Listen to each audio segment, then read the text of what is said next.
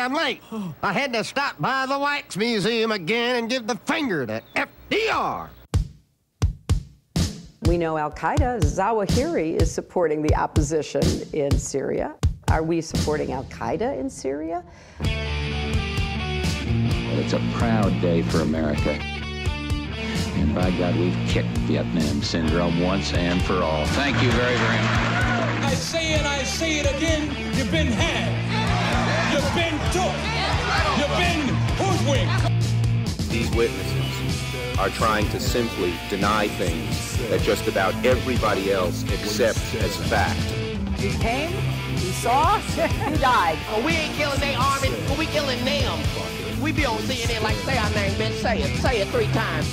The meeting of the largest armies in the history of the world. Then there's going to be an invasion.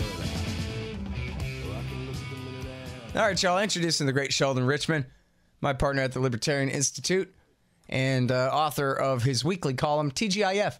The goal is freedom. This one is called Gassing Migrants. Welcome to the show, Sheldon. How you doing? I'm doing fine. Thanks for having me back. Great to talk to you. I like how you say in here, so how come all of Trump's fans don't love Barack Obama? I know, because every time Trump does something bad, at least a lot of people think is bad, the Trump people consistently say, and even people like Sarah Huckabee Sanders say, well, Obama did the same thing. So he should be just the kind of guy they like. Right. And not that that's the proof that it's horrible if it's the same thing Obama did. Yeah. No, right. We just say, well, we don't like Obama. You and I would say, well, we don't like Obama either.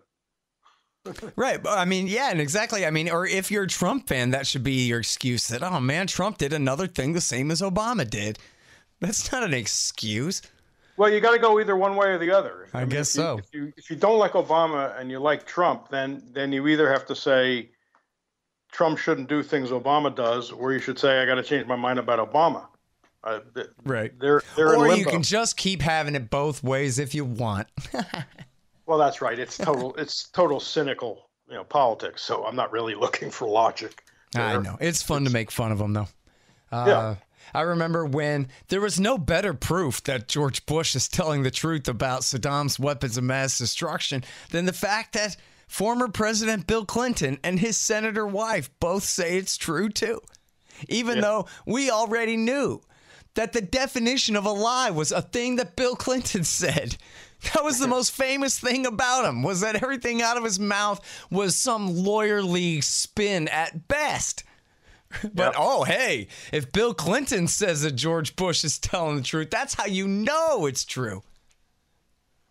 Anyway. Exactly. I'm stuck in the past, man. I'm never going to get over that Iraq War II, I tell you.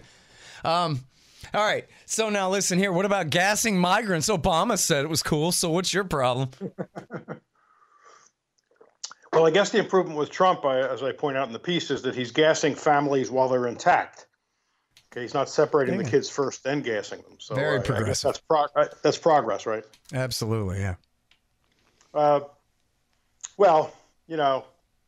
First of all, the news is there are a bunch of migrants. The group from Honduras, they showed up in Baja California, right? Tijuana. And then what happened? Yeah, San Ysidro near San Diego, which is, I guess, apparently the busiest entry point into the U.S. And they were, the funny thing is, they were being peaceful, perfectly orderly, and they were chanting something like, we are peaceful, we work hard, or something like that. We're hard workers. And then the Mexican cops got in the way with the riot gear and the shields. They got in the way. Why, I don't know, but they did, and that pissed off the migrants heading north from horrible conditions that the U.S. helped to create in Honduras. And then they got mad and they started to head toward the entryway, and I guess a couple rocks were thrown. And then so the border guys ended up unleashing the tear gas, and I understand rubber bullets too, but which they're only rubber bullets, so don't worry. It's like shooting Nerf guns at kids, no big deal. Yeah, rubber coated bullets. That should be Yeah. Oh, did I get that wrong? I'm sorry. I thought they were. Well, no, I mean, that's what they're. I think if they're careful, they're going to pull out the super soakers, and then all hell. Right. Yeah, exactly. The rubber bullets, they sure sound like, I don't know, maybe they're made out of eraser rubber or something like that. But yeah, no, it's a lot worse than that. Yeah. So, it seems so unnecessary because even if we don't talk at the moment about, our views on immigration law in general, which you and I have plenty to say about, but even if we just put that aside, the Trump administration, had he been a different person and a different attitude about human beings and individual rights, they could have worked things out with the Mexicans. Just let's have an orderly way for people to come in and apply for asylum, which is what they want to do, and which the U.S. is obligated to do under UN 1951 UN Convention that says people have a right to apply for asylum. And on top of that, as I mentioned, the U.S.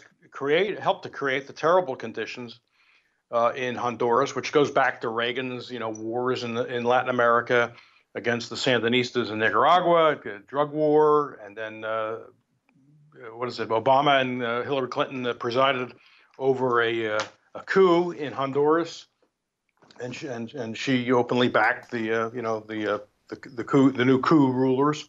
Yep. The place is torn by violence, gang warfare, all kinds of bad stuff that comes out of black markets and drugs. And so people are fleeing because they don't want their children shot in the street or impressed into gangs or stuff like that. So they're just bringing them north. And here's, the cruel, callous Trump saying, hell no, this is an invasion. He doesn't know the difference between, an army armed and entering a peaceful country and a group of people pleading for asylum. He can't tell the difference. But so what else is new? Yeah. Well, and I mean, even all other things being equal, why they got to use tear gas on them? I mean, they have a gate there, right? It's not like they were otherwise free to walk across. Well, they're claiming they stormed the gate. They stormed the gates. Of course, this is don't forget there are kids there. It's not just adults. That's bad enough.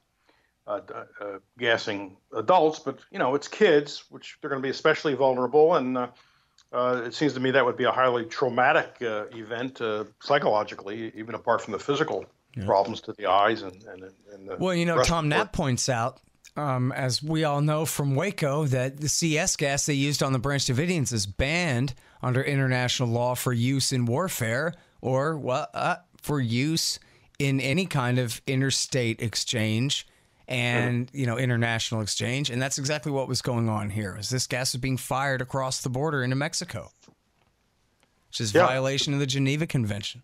Good point. Yeah, so it's just it's just in a continuation of an intolerable policy, and the spotlight ought to be on Trump, but that doesn't mean we have to overlook the fact that Obama did something similar. But the thing is, he's not in office. Obama, he should have been called on it if the media were soft on Obama. I mean, in a lot of ways they were, of course. That shouldn't have happened, but we can't do anything about the past. We can do something about the immediate future and the longer term future. And so all fire has to be directed at Trump. And it doesn't matter that it was done in the past. Look, the U.S. has treated potential migrants, would-be migrants, pretty badly for a very long time, especially coming up from through the border there with Mexico, and in a way that's not new. Although I was reminded that in the 1980 Republican presidential primary campaign, George H.W. Bush and Ronald Reagan kind of vied with each other over who was the most open to immigration and inviting people to come in and and live and work. They actually tried to outbid each other in the other direction from what the Republicans do today. Mm-hmm. A lot's changed since 1980.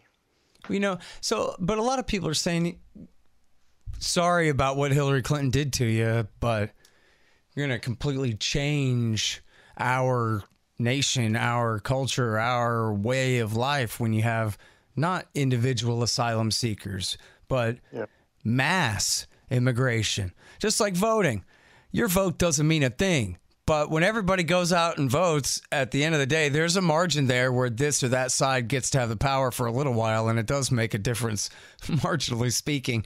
And so isn't there kind of a fair case that these people, all of them, if they are to come to the United States, well, they should get Hillary Clinton's property, and they should get Joe Biden's property, and they should get John McCain's property, because those are the people who destroyed Latin America through their support for all this militarism and coups and secret wars, and especially the war on drugs, which just creates these massive criminal cartels the size of true global corporations that operate purely through violence in the black market. Why should those who object have to be the ones who have so many people moving into their side of town now that it's a different town than it was before, even if you can't isolate a specific act of violence and violation of their rights?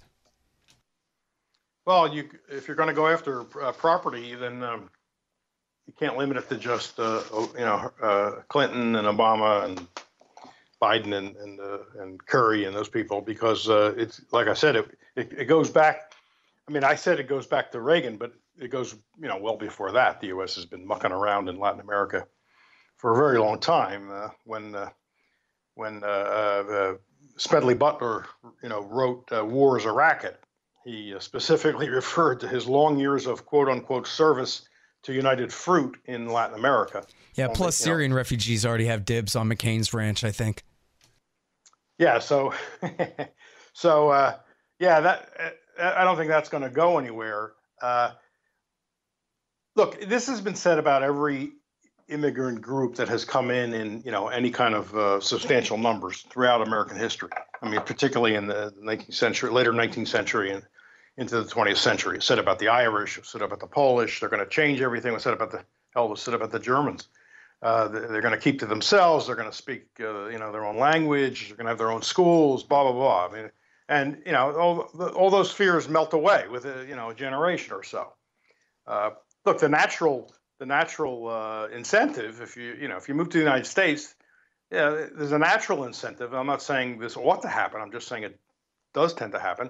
That the kids of the first generation to come here are drawn more into the mainstream of American life. There's an interest in learning the language, and you just you adopt lots of the elements of the surrounding culture. You're watching TV, you're going to movies, you're hearing music.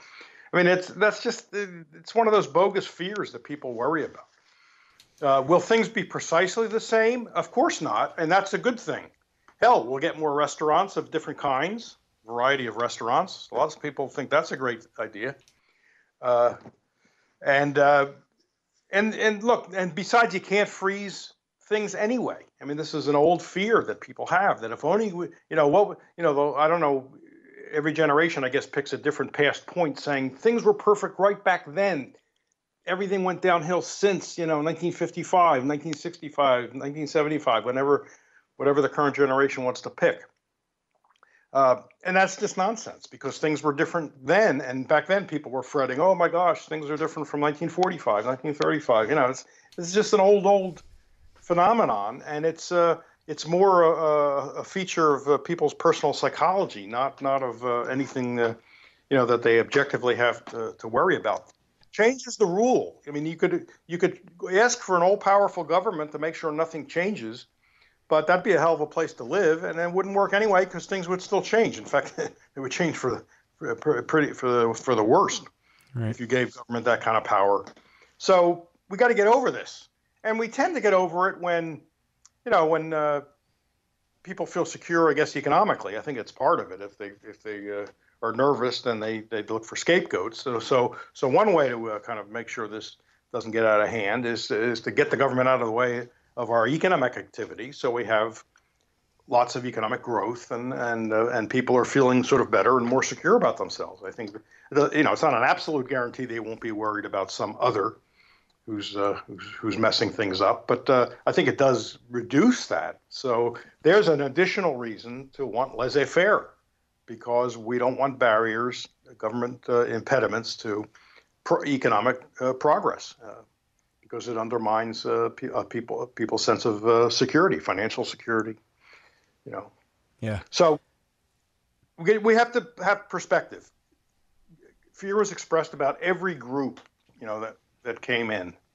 And when Jews were coming into Ellis Island, they said they were low IQ. Now anti-Semites believe they're so smart they can't be trusted. So there's always something. It's always something. Hey guys, check out my book, Fool's Errand: Time to End the War in Afghanistan, by me, Scott Horton. It's about a year old now. The audiobook is out too if you're interested in that, and a lot of people seem to like it. It's got all good reviews on Amazon.com and that kind of thing. Check it out. And guess what? I'm writing a new book. I know I told you I didn't want to, but I got away with not doing it. It's a transcript of a presentation I gave. So the whole first draft is really done for me. I just have to edit it 100,000 times until it's good enough to put out as a book. So, and it's going to be, basically one chapter on each of the terror wars of the 21st century. Try to keep everybody, to get everybody caught up there. So look forward to that. And help support the effort if you like at scotthorton.org/donate, at patreon.com/ScottHortonShow. Stuff like that. I read a thing by Nick Gillespie where he says that, his grandfather came to America and dug basements with a shovel to provide for his son and ultimately for his grandson so that they would have a better life. And he says, I just regret that he never learned English so I could tell him how anti-American he was. Or how un-American he was. Right. Which is, this hilarious play on the fact that his grandfather was doing exactly what he wanted to do, the very best thing he could for his own family. And that was what was great about living here, was even if you were just digging a basement with a shovel, you got to keep the money at the end of the day. That kind of thing, for what it was worth. There's nothing more American than that. But now, so two other things that you mentioned there that came up in this that are really important, I think, and are worth dwelling on is, well, let's start with the last thing first, is about the free economy or the lack thereof. And it seems to me that second only to the wars, that the biggest issue in America is the boom and bust cycle created by the expansion of bank credit. Backed by the U.S. government, and how every 10 or so years we have this massive bust and massive correction from the giant bubble of hot air of trillions of new dollars created and put into circulation by the banks and the government in concert with each other. And that this is really the root of everybody's PTSD around here, man, is that nobody can get even a bit ahead without at least being afraid that it's all going to collapse from some unknown power, some unknown force of nature is just going to completely destroy the economy and their business that depends on it. And then they're going to have to start all over again. And this happens just, to everybody. It happens, roughly every 10 or 12 years. And this has a huge part to do, the prosperity, not just the prosperity, but you have these huge bubbles in housing where you have a massive demand for labor that's, hard and skilled work, but without formal reading and writing education required. It's perfect for migrants and for black market labor, in fact. And so then that really helps to cause waves of immigration forward and back and helps to add to the anxiety and the competition for wages at the low end, right at the time when people are finally starting to do good. And I've heard it said, and it's a fair complaint, that like, hey, I can't get a job on a road crew because I don't speak Spanish. The whole crew, they're all Mexicans. And so in a sense, American white guys are excluded from building roads in their own state. This, that, because the workforce has changed so much. And that's all in part, at least, due to this boom and bust. This, not the free economy, but it's like a junkie economy, right? Shot up with a bunch of meth and then it crashes. Yeah, but even one of the most critical economist regarding immigration and the effect on labor. A labor economist, I think he's at Harvard actually, or possibly Princeton. In his studies, he shows that Americans who are high school dropouts, and this is like this is the worst. Other people benefit from the influx of unskilled labor, but there's a relatively small group of people who have dropped out of high school. Who, but even there, the decline is not very large. It's a couple of percentage points. It's not huge. So this idea that there's some massive, to hear Bernie Sanders talk about it, you'd think there's this massive drop in incomes because of unskilled. Well, but it's not just the competition for wages too, though, but it's just the sheer numbers of people moving in where, I think people who are not born racist or whatever just say, wow, this used to be a middle class or upper middle class white neighborhood. And then all these foreign immigrants moved in and all the property values went way down. And now I'm kind of a stranger around all my neighbors. I don't even speak the same language as them. And I got to go. When I was here first. And that happens a lot, right? That's what people are complaining about if you listen to them. It's a moving target. You brought up wages, so I addressed wages. And then I said, I brought that up too, though. The massive influx and the change of culture. But that was I'm a man of many tangents, Sheldon, many tangents. But there are other things, though, that make that adjustment more difficult. And again, the state is to blame, you'll be unsurprised to hear me say. Because every state has a raft of land use regulations and, things like zoning and things like that, which makes housing artificially expensive in the places where there's the most economic growth, the most dynamic places. It's very hard for people to move to get to those new opportunities because housing is so expensive, and it's not because of any natural market, phenomenon. It's purely land intervention by government, by local governments and state governments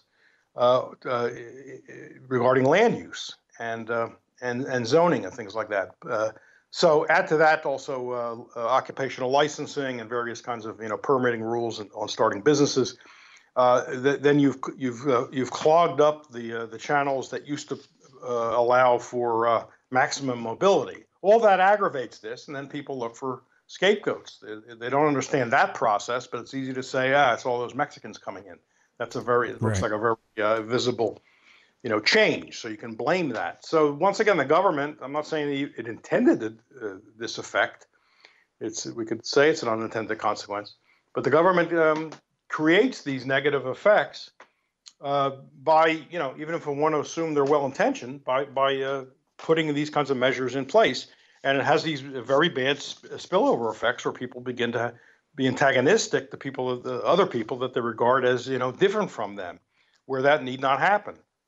Like I said, large numbers of immigrants as a percentage of the population were absorbed economically in the U.S. in earlier times, even though there were fears expressed, but those fears weren't borne out. And the same thing would be true today. So, other people say, well, we got a welfare state, and they like to misleadingly quote Milton Friedman on this. As long as we have a welfare state, we can't have free immigration. Well, he didn't quite say that. And my point about all along on that issue is that we don't want to save the wealth. Let's say it's even true, although the numbers, Cato has had plenty of studies. Other groups have had studies about how immigrants don't cost the taxpayers a disproportionate low amount. Is the burden, if you want to call it that. In other words, they're less likely to go on public assistance and all that. Plus, immigrants are barred from most public assistance anyway. But anyway, they even if you assume that they're going on welfare, they're both taking jobs and going on welfare. We don't want to save the welfare state from all the stresses and strain. We'll never get rid of it if we save the welfare state from the stresses. Let's use that to say, okay, let's scale back the welfare state, or let's get rid of the welfare state. Not let's keep out immigrants. and I agree with Brian Kaplan. We need to have priorities. These people have rights. They have rights to escape these horrible conditions and make better lives. They're not coming here to steal people's houses, right? They're coming here and people will be willing to rent them apartments and put them up one way or another, either for business reasons because they'll employ them, or there are organizations that help them, private organizations that are interested in helping newcomers. It's right-wingers making the same mistake that communists make. That, what we're going to do is we're going to preserve this dictatorship in the name of saving the minarchy so that one day we'll have an anarchy or some kind of thing. I'm trying to wither the state away around here. Would you guys quit coming up with things for it to do? Yeah. It's our fault for having a welfare state. We should get rid of that. That's the same excuse you could use for completely controlling people's health care. You could have all of your prescriptions have to be laundered through the local bureaucracy because, after all, if you're not taking your medicine right, then that could cost our socialist healthcare system. And so, that's why you have to wear a bicycle helmet. That's why you have to do everything they say is in the name of the public cost. Well, get rid of the public cost then. You can sign up the fiscal conservatives, the fiscal hawks on the side of totalitarian control, because that way you'll minimize government expenditures, right? Like you said, with helmets and this other stuff, you can say, well, it's not that we want to intrude on personal conduct, but we have to control the deficit. So we're doing it in the name not of controlling people, but of controlling the deficit. So it ends up being the same thing. But so that's right. The fact that there's a welfare state is not a good justification for violating individual rights. And people have a right to move, and they have a right to get out of dangerous places. And even if it wasn't a dangerous place, they have a right to do it. Right. Well, listen, now talk about Ronald Reagan and the death squads in El Salvador and Nicaragua and the civil war in Guatemala that lasted for 30 years. It was the Cold War. The Nicaragua was in the hands of, I forget his name now. Daniel Ortega, was it? Yeah. Who they say was a Marxist, whether he was actually a Marxist, I don't know. He wasn't a good guy, I guess. He still isn't. But yeah. I don't think he's still around. And so, the U.S. saw, it was like with Cuba. They saw Latin America as a place to engage in proxy war with the Soviet Union. And of course, the Soviet Union was didn't mind having influence and limiting the U.S. and tweaking the U.S. when it could. So the U.S. then was funding next door in El Salvador, and also the Contras in Nicaragua, sending them arms and stuff. And I think there was a lot of drug trading going on involving the CIA and others to come up with the cash. And there were death squads that were killing people, labor people and other people who were, similar to what was going on in Chile once Pinochet staged his coup. They were killing labor organizers and anybody that was seen as not loyal and an enemy of the regime. And it was very bloody. I remember those days. Every day you would hear reports of the body counts building up, and it just tore that place apart. And there's been a long, lasting legacy from all that. Those societies have never really kind of settled down, become normal societies. Add on top of that the drug war. I guess when the U.S. government is involved in the drug trade, it really doesn't like competition. So, and then these days, every time some Latin American leader or maybe a retired Latin American leader says, you know what, maybe we ought to stop this drug war. Maybe prohibition is just not worth it. The U.S. government lays down the law, quickly sends the message, don't you even think about it.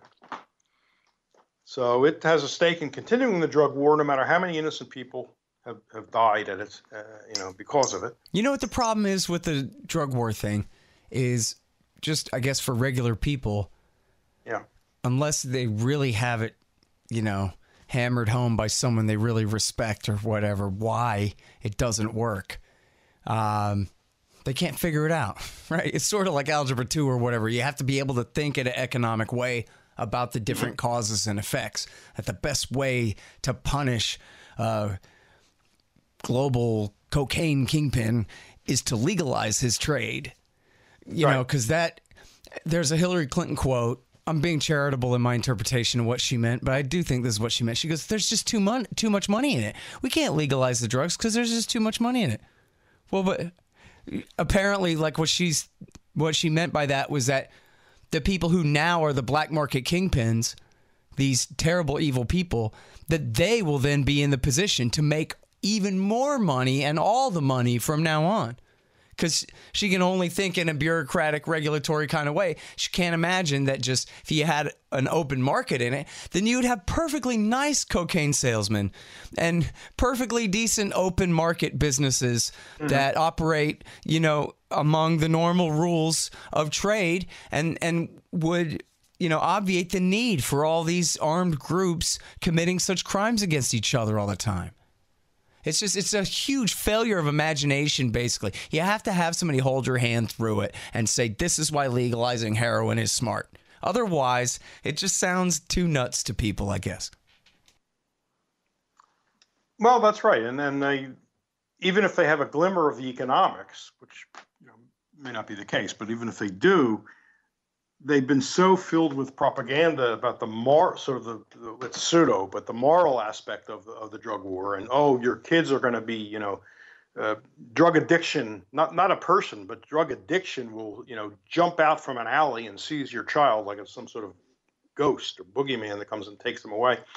That there's no way we can entertain the idea of legal drugs. So even if they sense what you're saying about the economics of it, I think that just gets overwhelmed by, oh my gosh, we can't have that stuff. That we can't give, in effect, give a nod of approval. That's another thing you hear. If we legalize it, that's like we're saying we approve of it. Well, it isn't saying that. Lots of things are legal today. Well, fewer things, I guess, all the time maybe. But lots of pot's is being legalized all over the place. So I shouldn't say that. The fact that something's legal doesn't mean it's getting any kind of official approval. I mean, that's not the way it's supposed to work in a free society. The fact that you're allowed to do something, you're free to do something, doesn't mean you ought to do that, or that the authorities are saying, yes, do that. I mean, come on, that's what it means to be an adult, to know that you don't do everything you're free to do. Yeah. It may not be a good idea. Well, and there's a huge blackout in terms of the cause and effect in the media. I mean, there's a huge lack of explanation about the cause and effect of the way the drug wars fought in the United States, but then especially in Latin America, and maybe for the foremost reason above all of the language barrier and just the lack of, Latin American news in certainly in real context in American mass media. So people might not know that tens of thousands of people have died in the Mexican militarized drug war since the George W. Bush years, when America helped to instigate that entire new program and the rise of the Zetas and then CIA support for Sinaloas and all these guys killing each other. Tens of thousands of people, beheadings like it's the Islamic State, only they're just fighting over drug trafficking territory. And it's because of the clampdown. Not in spite of it, because of the militarization of the drug war, and frankly, with the USA's gun to the Mexican government's head, making them do it. Right, and this all goes back, I think, to Manifest Destiny and America's the chosen nation and the indispensable nation. What we say goes, as George H.W. Bush put it after Iraq invaded, Saddam Hussein invaded Kuwait. What we say goes, and as it was especially true, has been especially true for the Western Hemisphere, right? This is our hemisphere. That was kind of one of the points of the Monroe Doctrine, although we didn't mind getting involved in places in the other hemisphere.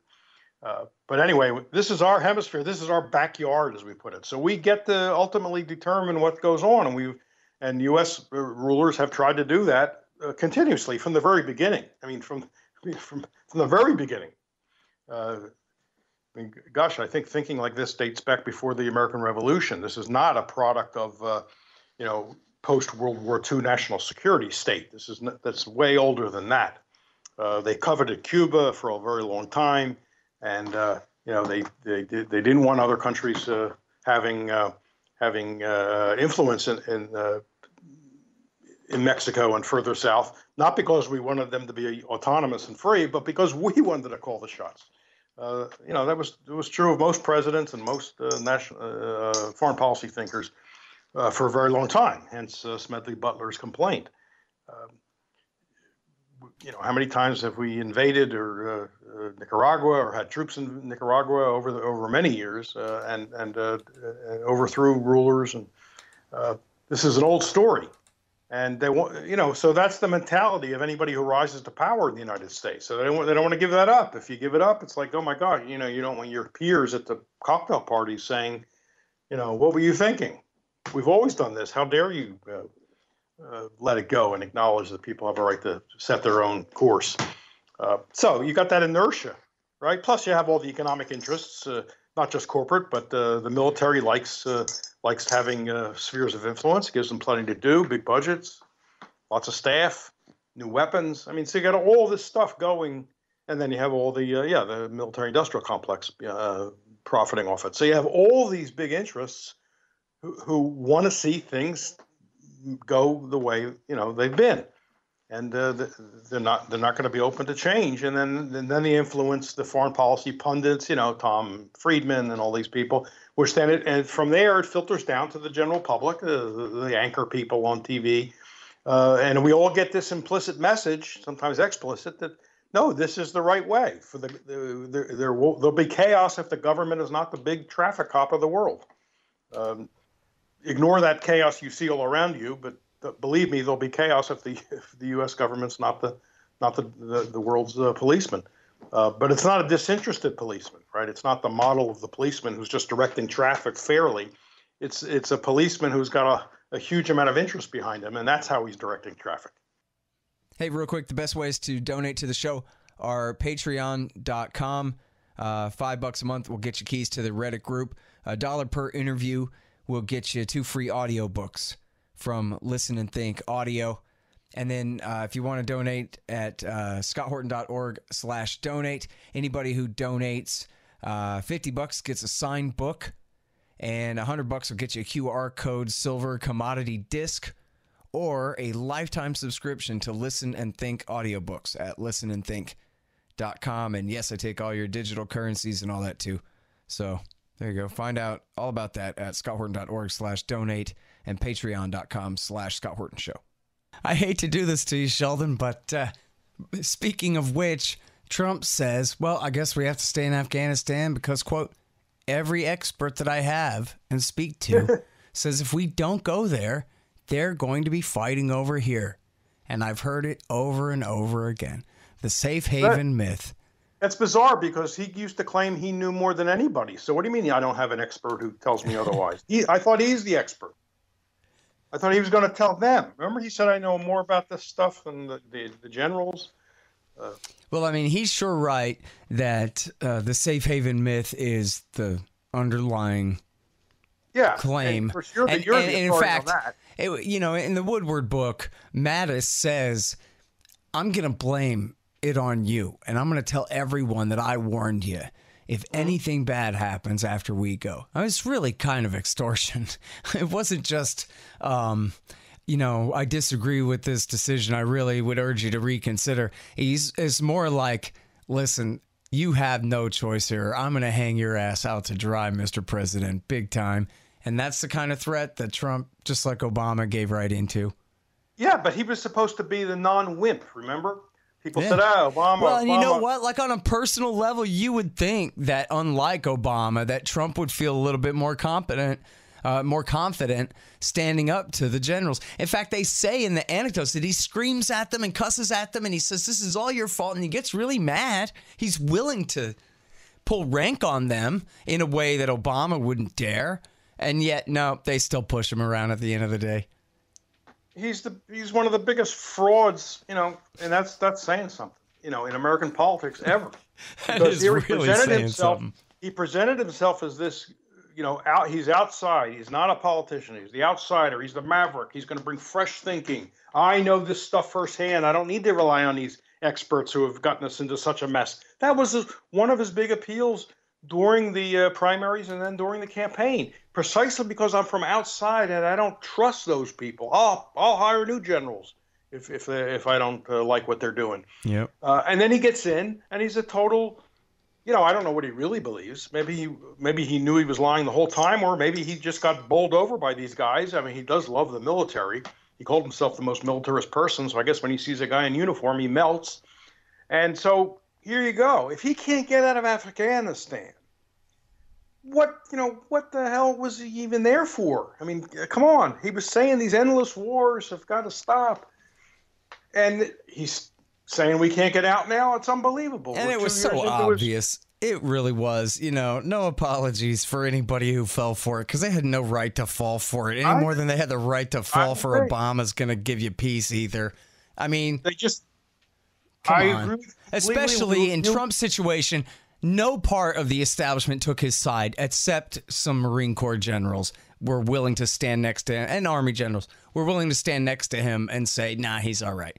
No one else would back him up. So it was obvious. And also it's obvious that he doesn't know how to read. So when the CIA and the military come to him and say, you have to do something, he doesn't know how to stand up to them on anything. He doesn't have the knowledge or the ideology to put up a fight worth a damn on anything important.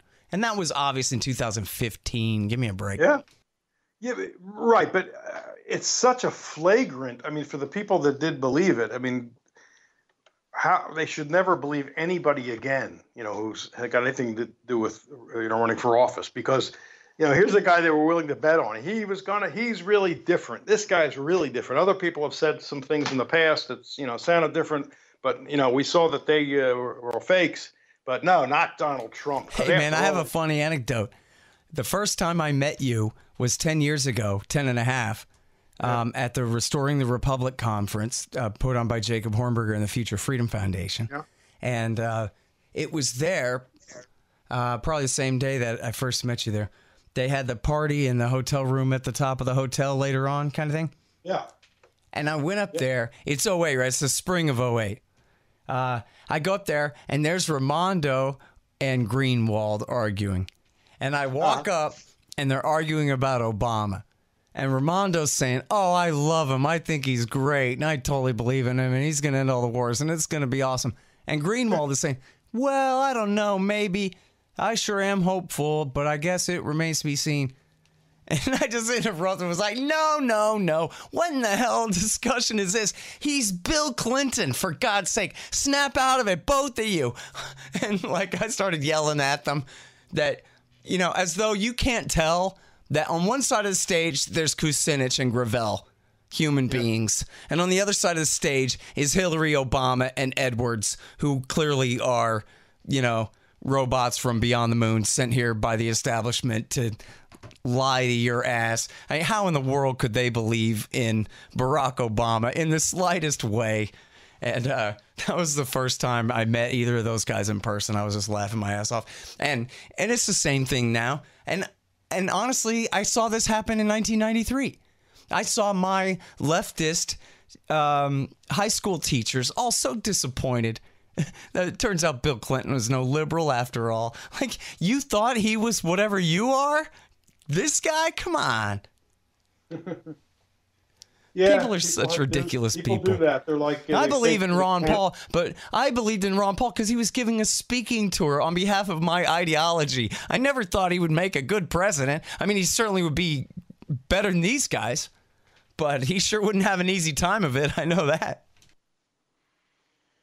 People look at candidates, like Rorschach tests. They read onto them what they want.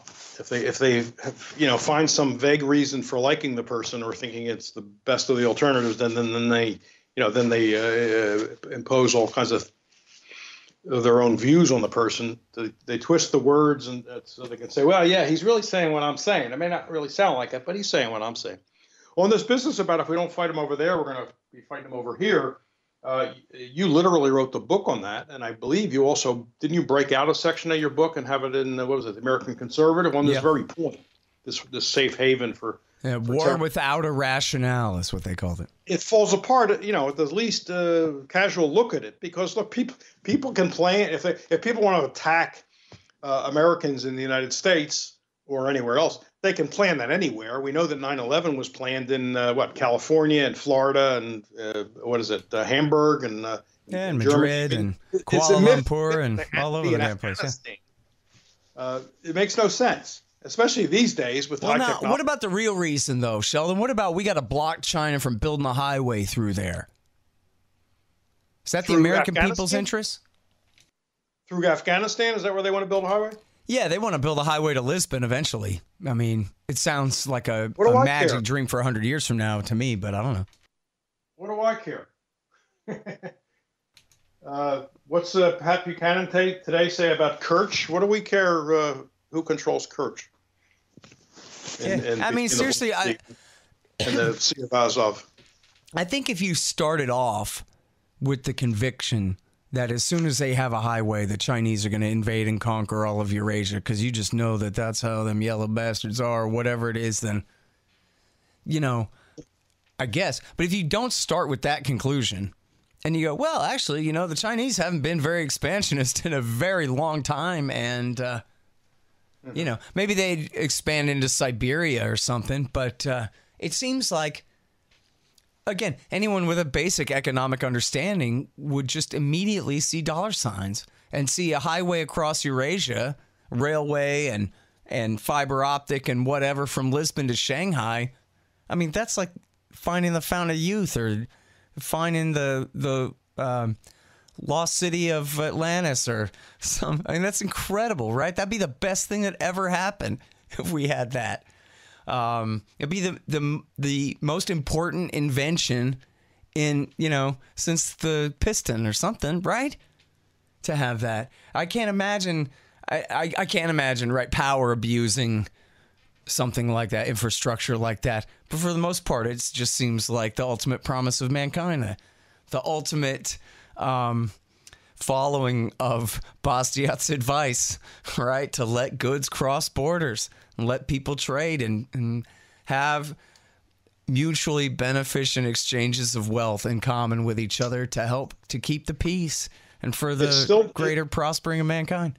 Well, I agree, and it's but even if we want to shrink our case a little bit without going all that way, and I agree with you, but we could say it's certainly not worth killing more Afghans after all we've killed since 2001, and sending Americans to die as well. I mean, come on, this is what he's saying we need to keep doing. We need to keep killing, and Americans need to keep dying. Because China is going to build a road across Afghanistan to Lisbon or some such thing. Gosh, imagine if they announced they were going to build a stairway to heaven. What would we do then? H-bombs in the sky, baby. They got plenty too. Yeah. Now, here's one thing. Your article before last was about Trump and his horrifying foreign policy, and he really has absolutely escalated, especially the drone wars and the anti-Sunni jihadist type wars. He's staying in Syria in the name of Iran and, of course, Afghanistan, as we talked about. But I think he's selling short on Korea, or at least you don't explain. You just say, don't make me laugh. But it seems to me like the Korea thing and Trump's position on Korea, while not perfect, is like a shining light in the dark here. Well, what I was I kind of lost my train of thought there. What I was saying in that last article was that Trump's article, foreign policy keeps hurting Americans. Of course, it hurts foreigners even more because killing so many people. But it just goes back to our theme that he's a big fraud. Why did anybody believe him? But even if they believed him at first, why is anybody sticking with him 2 years later? Sorry if I missed your point there. Like I said, my mind wandered for a second. Oh, no, it's all right. Let's ask it again. Well, I guess here, let me actually put a question on the end of that, and then you can answer it better. Okay. So what do you think? I mean, Bush and Obama would always refuse to let the South Koreans make this kind of progress, and he's doing it for his own selfish reasons, I'm sure, but it's really pretty good, right? Yeah, that's about the only exception I see at the moment. And I can't explain it because I refuse to even try to get into the guy's head. It'd be a scary thing to do. I'm glad he's doing that. He seems to be sticking with it, and of course, one thing you have going on there is that the South, seems pretty hell bent on reconciling and creating a better situation with North Korea, and that kind of, in a way, takes it out of Trump's hands. I guess if he wanted to be a son of a gun, he could put the screws to them, but for some reason he doesn't want to. So let's be thankful for that. I don't quite get it, but I'm glad for it. But that doesn't cancel out. I know some people will point to that. Somebody you mentioned earlier in this interview that we both know and love will point that out and play that card every week almost. But look at all he's doing everywhere else. That's yeah, and he really has escalated. And I hate to cite the Daily Beast, but they had a recent piece about how the drone wars against, now some of our wars, in Yemen, for example, we have two wars, one for and one against Al-Qaeda, but and also in Somalia, they're attacking Al-Shabaab, and in Syria, they're on both sides still. And, I guess they're only on one side still in Syria now, but they're escalating the drone war. I guess he says in Pakistan, I know I've seen at least one report of Trump bombing Pakistan, and I think the Daily Beast report, I don't think they knew, I don't think they could differentiate between Afghanistan, it was Pakistan, Yemen, and Somalia. I think they had the totals, but they weren't sure how many. I don't think they said explicitly how many different ones were in Somalia versus Pakistan. I know there's been at least one in Pakistan. And I know that the rules of engagement and the authority devolution, those rules have all been loosened so that, the captains instead of the colonels can call the shots in and that kind of thing, and based on not immediate defense, but go ahead and target whoever you think you need to. They even changed the official designation of Somalia into a war zone in a way to loosen the rules of engagement there. So I don't think we really know, but I think we know it's more certainly than Obama's last couple of years. And that's in all of the anti-jihadist wars. Never even mind the escalations in the pro-Al-Qaeda war in Yemen, for example. Trump did call off CIA support for Al-Qaeda in Syria, though. We should give him credit for that, too, because that was over the rest of the establishment's dead body, even though it was way too late for their stupid, horrible plan anyway. So they are not actively going after Assad now, is that right? Yeah, I don't think they are. I think, they're still embedded with the Syrians in the name of the with the Syrian Kurds in the name of the Iranians, but they are not targeting the Assad. And I believe it's apparently, that Washington Post story, I haven't seen anything contradict it, and I've seen plenty of confirmation of it, that the Timber Sycamore program was just canceled. Pompeo canceled it. Trump and Pompeo canceled it in the first. It was in Good to hear this summer, June or July of 2017. What still, worries me is that he's got to be in his bonnet about Iran, and Assad is, an ally of Iran. That's right. I mean, why were they backing Al-Qaeda there in the first place? That's the same reason they're staying there now, is in the name of and Iranians forces. Iran has forces in Syria at the invitation of Assad. So, isn't it very possible that Trump could, turn around any time and say, we got to get rid of Assad now because he's helping out Iran and we hate Iran. And don't forget, let's not forget what our BFF Israel's doing in Syria. I think, yes, he could do that. I don't see any indications of that so far. He seemed to want to leave and then was talked in again to staying in the name of Iran's more powerful there than ever before because of the backfiring nature of Obama's policy in supporting the jihadists. So, this is part of what got Tillerson fired, I think, was Trump said, we're leaving. As soon as we're done with ISIS, we're leaving Syria. And Tillerson came out and said, belay that order. Forget that. That's not true. We're there for Iran. Don't listen to him. And it was really ugly and blatant kind of thing. And then, but I think that Tillerson went out on the policy. And there's this guy, James Jeffries, who wrote in the Washington Post all about how, forget all of that. We're not leaving. We're there for Iran. Same reason they backed the rise of Islamic State against them in the first place. And So, but then the other problem is that we're embedded with and therefore are empowering the YPG Syrian Kurds, which puts us at odds with our allies, the Turks. And the obvious solution to that is for the Kurds and the Syrian central state to come to a new agreement that is satisfactory to the Turks, that the Syrian national government will have control over that territory. They'll have a sufficient amount of autonomy, but will not be armed in a way that would serve as a pretext for Turkish intervention against them. And then America could go. Because, see, in the whole so-called civil war, the Kurds already had a lot of autonomy, and they sort of declared independence, but they never declared war on the central state or fought against the central state. They had jihadist enemies in common with the central state. And so there's plenty of room for reconciliation between those two, it seems like. And the Americans are standing in the way of that now, it looks like to me, but I don't know. Anyway, I think this is all a plot to get libertarians so enmeshed in the weeds that we don't, we lose sight of the big picture. Which I'm not saying you do, because you're one of those rare people who can have all those details at your fingertips and know the players. You got the scorecard while seeing the big picture. But for most of us, if we spent our days trying to keep all these players straight, we'd forget about, like I say, the larger story. I think that's part of their thinking. And by the way, speaking of the larger story, I mean, Trump told the Washington Post, he's like, so why are we even over there? I don't know. I mean, Israel, because we don't need the oil no more and all this. I got the quote here. He says, now, are we going to stay in that part of the world? One reason, too, is Israel, Trump said. Oil is becoming less and less of a reason because we're producing more oil now than we've ever produced. So, all of a sudden it gets to a point where you don't have to stay there. And how true that is.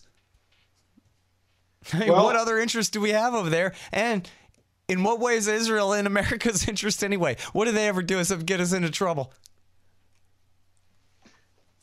Well, I was wondering about that business about oil, because the other day he was praising the Saudis for cutting the price of oil and said, bring it down even more. And I was thinking, I thought we don't worry about that stuff anymore. We're the exporter now. Well, whatever. All things are true if he needs them to be, whenever he needs them. Yeah, exactly right. and we thought he wasn't a politician. All right. Hey, man, I should let you go because I'm late for interviewing David Vine all about America's 1,000 military bases that dominate the world. Well, I'll be listening for that one. Good. All right, Scott. Thank you, Sheldon. Appreciate it. My pleasure. Talk to you soon. All right, y'all. Thanks. Find me at libertarianinstitute.org, at scotthorton.org, antiwar.com, and reddit.com/Scott Horton Show. Oh, yeah, and read my book, Fool's Errand, Time to End the War in Afghanistan, at foolserrand.us.